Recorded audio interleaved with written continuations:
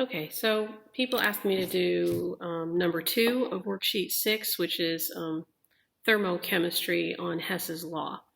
So with Hesse's law, what you do is you start with the understanding that chemical reactions are like mathematical equations, and so you can actually deal with the chemical reactions the same way that you would with mathematical equations if you were trying to solve for x, if you were trying to isolate a variable. So you can reverse the equation and you can multiply both sides of the equation by the same thing, and it's fair. It doesn't change the chemical reaction itself. So starting with that idea, we are given a goal equation that we want to create a chemical reaction of 2H2O2 yields 2 molecules of water and an oxygen. And we don't know the enthalpy, we don't know the heat of the reaction for that equation, but we were given the heat of the reaction for this equation. So the heat of this equation is negative 188 kilojoules, and the equation is H2 plus O2 yields H2O2. So one of the things I noticed right off the bat is that my H2O2 is on the product side, and I need it on the reactant side in order to turn it into my goal. So I know I'm going to have to reverse the reaction. And then the other thing I noticed is this has a coefficient of 2, and this one doesn't. And when I look at my other equation, it doesn't have any H2O2 at all. So I won't be able to do anything with this equation to change how much H2O2 I have. So I know I need to reverse the equation, and then I'm going to have to double everything in order to give myself enough H2O2. So whatever I do to the equation, I also have to do to my heat of the reaction. So I have to reverse the kilojoules, so it turns it into a positive, and I also have to double everything because I had to double everything in my chemical reaction.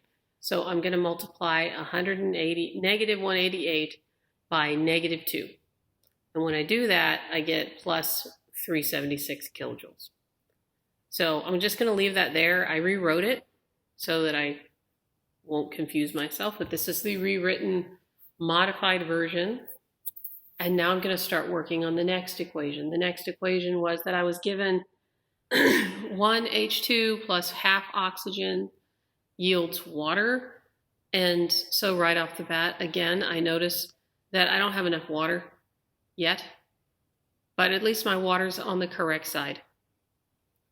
My oxygen is on the wrong side, but that's okay because if you notice here, I've got oxygens on this side now. So really what I need to do is fix my water. So in order to fix my water, I'm going to multiply across the whole thing by 2. I don't need to reverse anything. Whatever I do to the chemical reaction, I have to do to the heat of the reaction. So then I end up with 2H2 plus 1 oxygen, because 1/2 times 2 is 1, yields 2 waters. And I had to double my enthalpy. So it's still negative 572 kilojoules. I'm going to combine both of these new equations. These new equations, I'm going to cancel out everything that is the same across the arrow. So if it's in the products of one and in the reactants of the other, I can cancel those out if they're exactly the same. I actually had one more oxygen on this side of the reaction than I did in the reactant side of this reaction. So in that case, I just subtracted.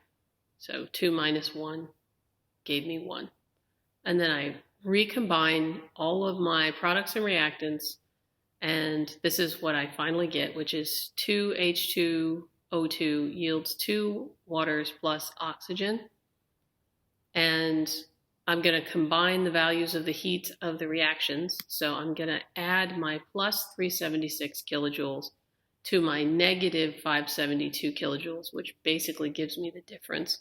And there's more negative than positive. So overall, I have a negative heat of the reaction, and it's 196 kilojoules, which means that this is still an exothermic reaction. It gives off 196 kilojoules.